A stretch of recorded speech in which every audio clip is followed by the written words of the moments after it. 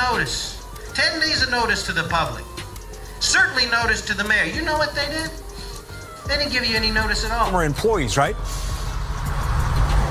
That's correct. We spoke with one of the plaintiffs who says that she was fired for not being a yes man, for not following the mayor's orders. News between Dalton's mayor and the village's board of trustees after multiple members did not attend tonight's monthly meeting. I am about to address some things as the supervisor.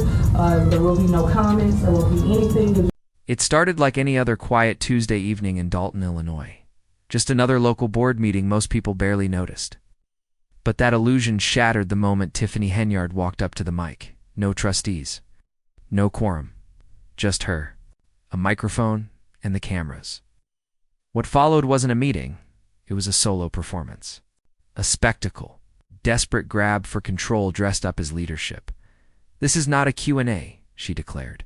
"This is my statement." And just like that, the circus had a new ringmaster. She wasn't there to lead. She was there to perform. Loud, unchecked, unapologetic. And while the room may have been nearly empty, the cameras were rolling, which is exactly what she wanted. Because while she stood there talking to a shrinking audience, the real show was unraveling behind the scenes. The real threat? It wasn't angry residents. It wasn't news reports. It wasn't political enemies. It was someone from her own team. The real betrayal came from the inside. Leaked footage, allegedly from someone close to her, started spreading online like wildfire. And it didn't take long before people were calling it the biggest political backstab of the year. Others called it karma.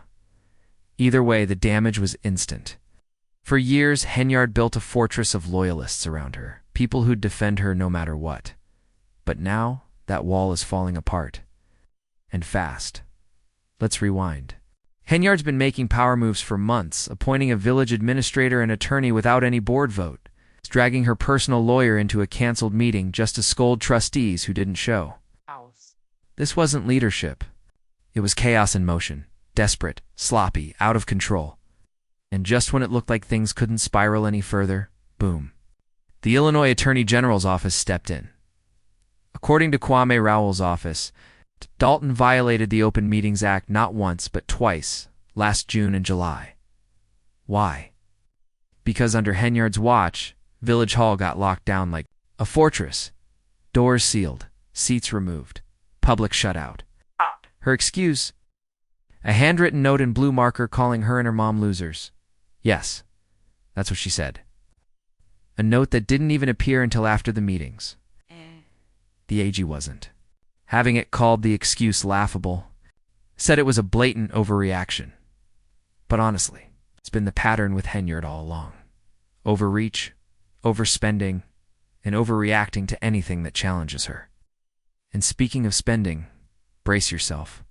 After months of stalling, investigators finally got their hands on her township credit card records. What they found? Wild. Over $67,000 in travel expenses in just 5 months. And that's just from the township side. Add Dalton's charges. The number blows past $100,000. Excuse? Conference attendance? Because nothing says public service. It's like 5-star hotels and steakhouse dinners. But you can't talk Henyard without talking about Keith Freeman, her former right-hand man. He knew everything. Every shady deal, every secret, every cover-up. When Henyard thought he was flipping to the feds, she tried to push him out. But here's the twist. The board never approved it. Legally? Freeman was still village administrator, still in play, still a problem. Rumors spread fast. Freeman had flipped, that he had receipts. Real ones, and once Henyard realized it, she panicked, tried to cut ties. But like everything else she touches, it backfired, because Freeman didn't go quietly, fired back. And now, lawsuits are piling up. One ex-employee says she was fired for refusing to be a yes woman. Another says Henyard blocked his business license out of spite. Then there's Dwayne Thrash, former maintenance head, suing for constitutional violations after refusing to help.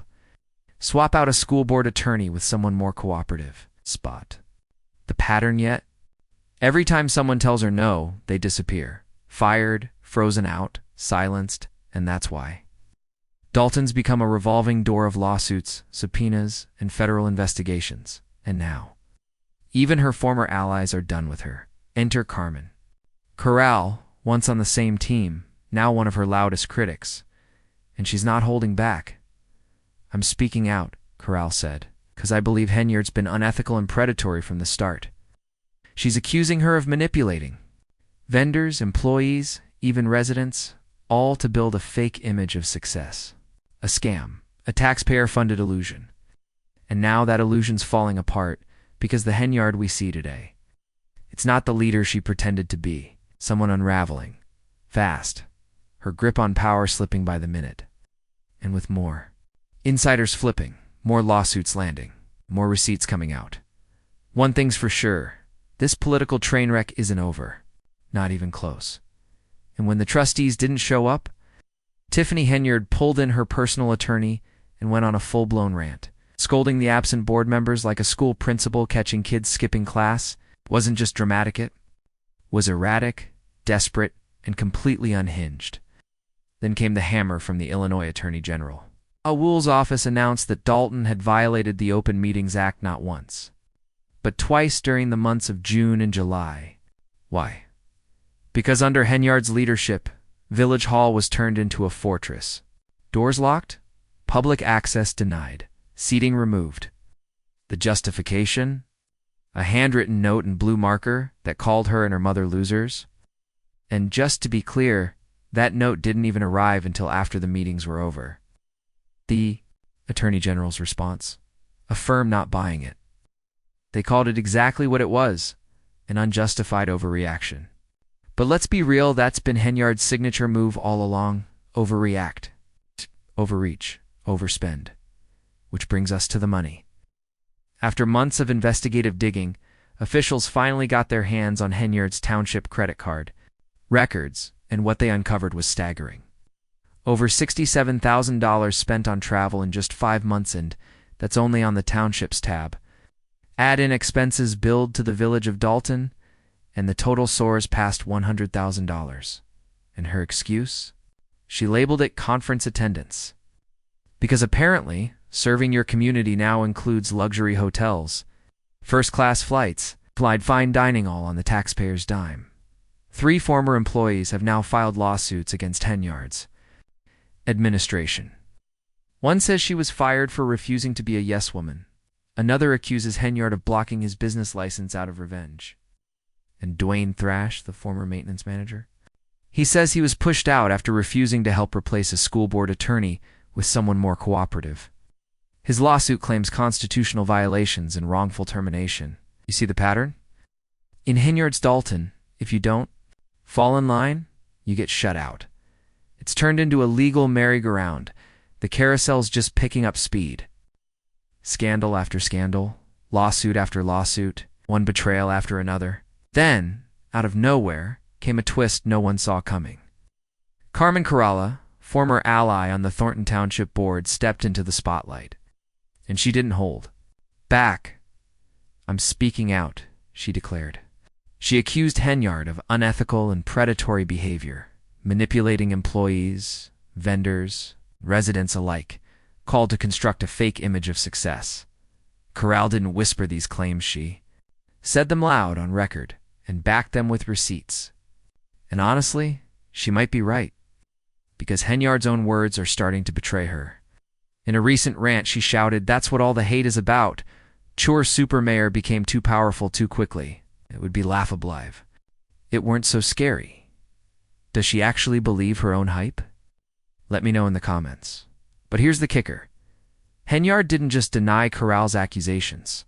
She mocked them, called her Lion Corral, brushed off the whole thing like it was some playground drama. But in doing that, she revealed more than she intended, because if Carmen had nothing, then why admit she was in the room? Carmen, remembered Henyard, pressuring her to lie about a shady foundation deal, trying to shift the blame onto someone else. Carmen refused.